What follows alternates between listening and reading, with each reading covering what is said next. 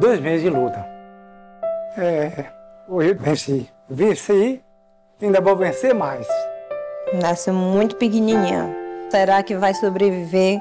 Mas venceu. Viva, linda e saudável. Descobri uma trombose no cérebro. Foi difícil. Ela passou maus momentos, mas hoje eu só tenho alegria e gratidão. Salvar milhares de vidas todos os dias.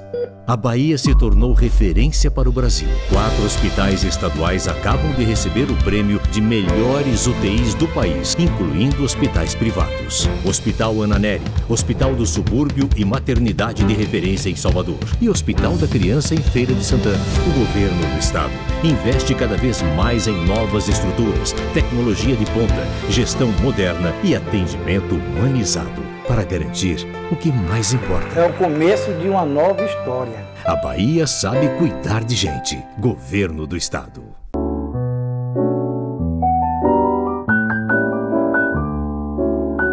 Olá, muito bem-vindo. Esse é o programa Reflexões. O programa Reflexões vai ao ar toda quarta-feira, às 20 horas, canal 10.3 da sua TV. TV Quirimuri, o canal da cidadania. E aqui eu quero mandar um abraço para todos da Cuida e Amor.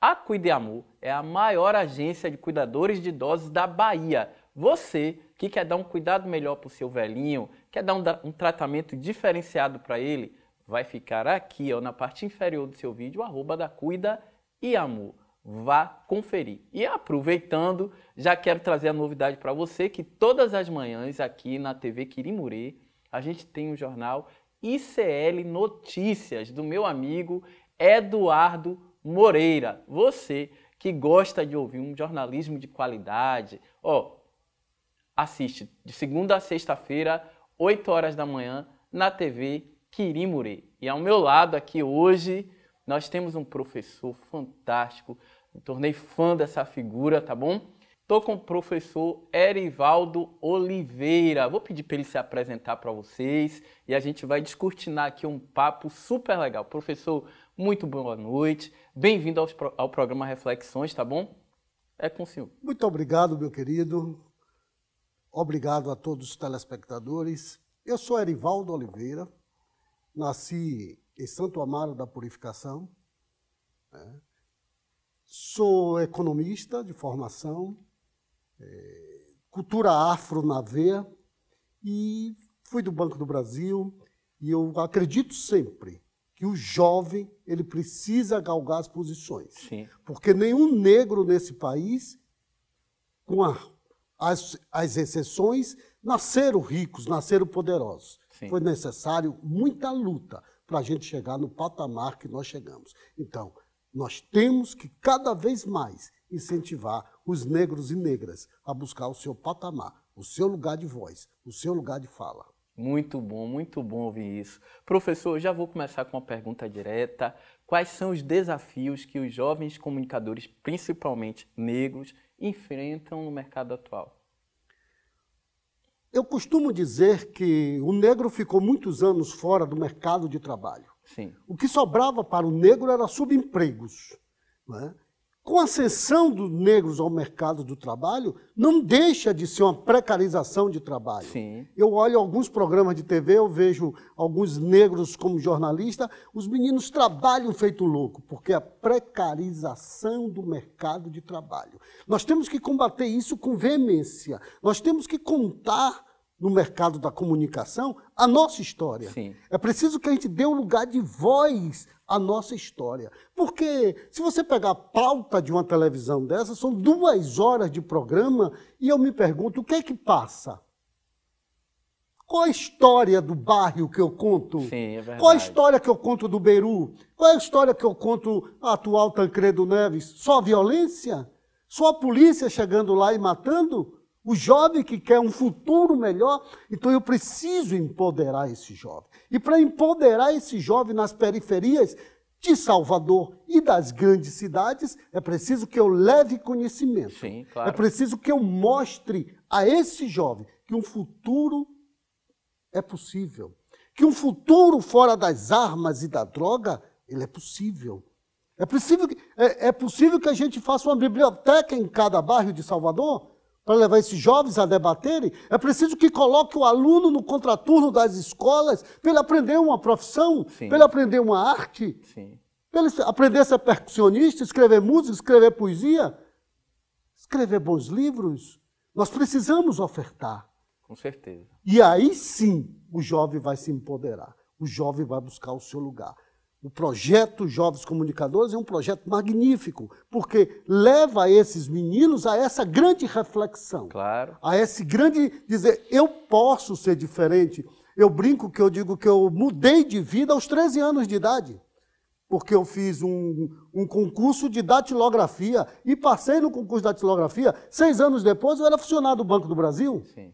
Isso mudou a minha vida totalmente. Então, uma profissão modifica a vida da pessoa. Dignifica o homem também, né? Totalmente. O trabalho ele é tão importante, segundo os psicólogos, o trabalho só é... A perda do trabalho ou a ausência do trabalho só é comparado à perda de um ente familiar. Porque o trabalho, a ausência do trabalho dói na sua dignidade, na alimentação, no sustento, e você adquirir aquilo que você gosta, de você comprar um bom livro, uma boa revista, de você comprar um bom DVD dos músicos. Quanta coisa maravilhosa você pode fazer. Sim, então o trabalho é dignificante. E a gente precisa. Porque a própria Lei de Diretrizes e Bases da Educação diz que eu educo para o trabalho, eu educo para a cultura, eu educo para os movimentos sociais, eu educo para o convívio social. Então eu tenho que educar o homem completamente. O homem como um todo, né? O homem como um todo, como na paideia grega, né, que eu educo o homem de forma integral, eu educo o homem em todos os seus 5 sentidos.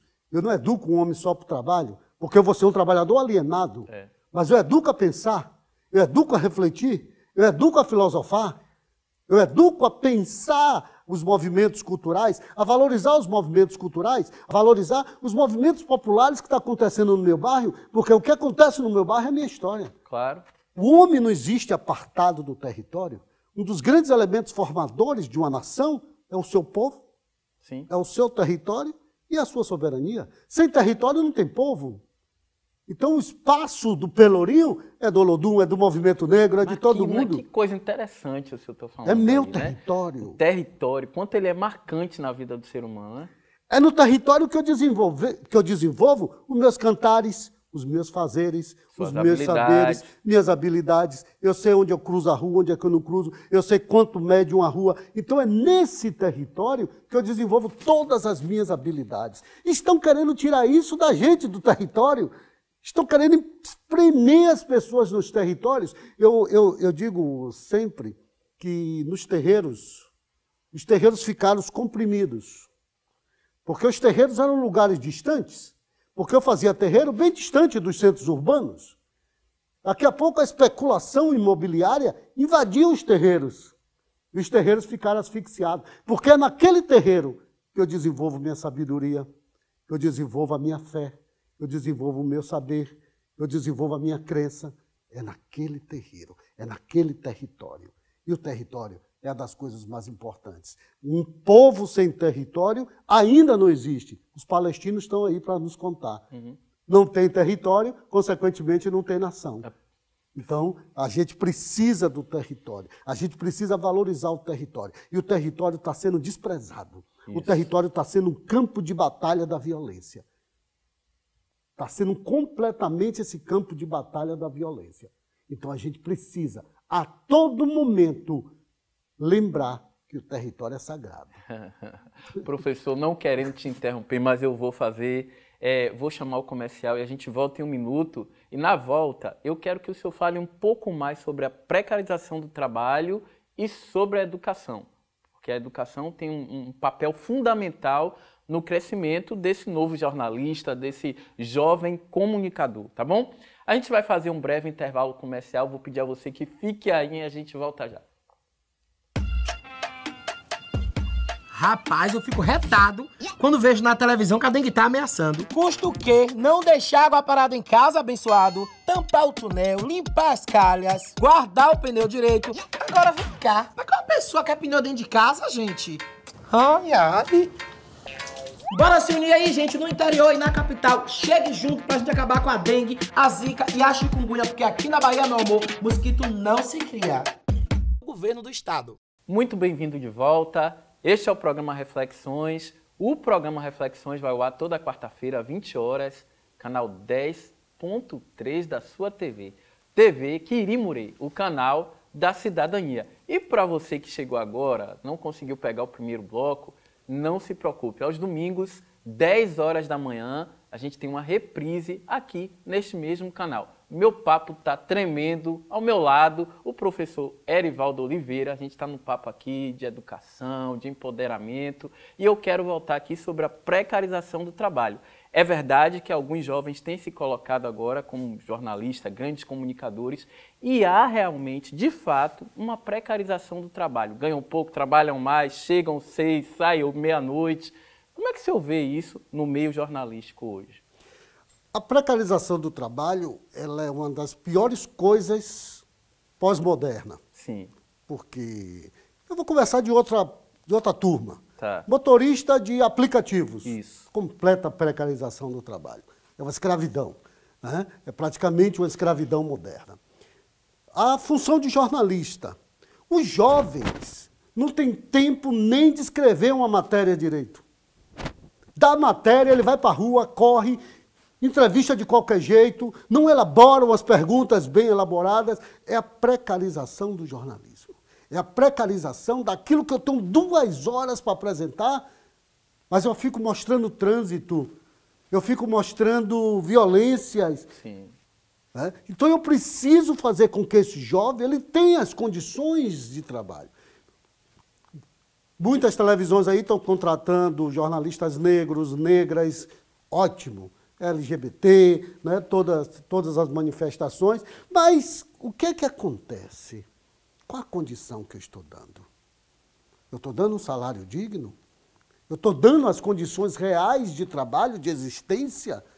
Porque você tem, no seu tempo, é dividido em 3 partes.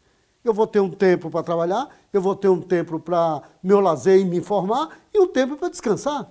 Isso. E as pessoas estão praticamente trabalhando full time. Tempo integral.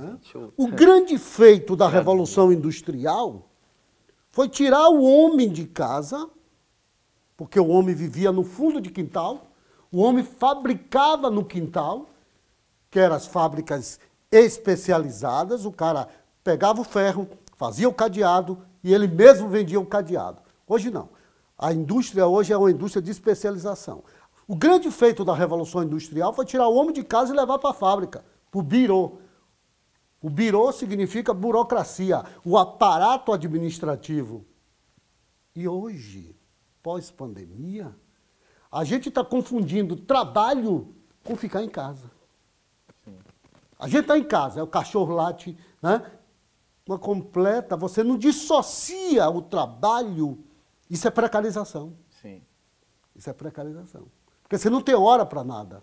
É tudo ali aos mesmos tempos. Eu odeio, né, o que o pessoal chama home, né? Home office. Trabalhar em casa, né? Eu não gosto disso, eu não gosto da ideia, porque você não separa. O ser humano ele tem que ser separado. Heidegger diz, o grande filósofo Heidegger, não é tão grande porque ele apoiou o nazismo, Heidegger dizia que eu não posso separar o ser do mundo à minha volta. Sim, né? Verdade. Eu não posso separar, então eu não posso trabalhar 24 horas dentro de casa e achar que isso é bom. Eu não posso. Eu tenho relações sociais. Até porque esse profissional ele vai se acomodando àquele ambiente, ele não consegue crescer profissionalmente com a experiência do outro também, né? E o próprio Nietzsche trabalha com isso, né? Quando Nietzsche diz que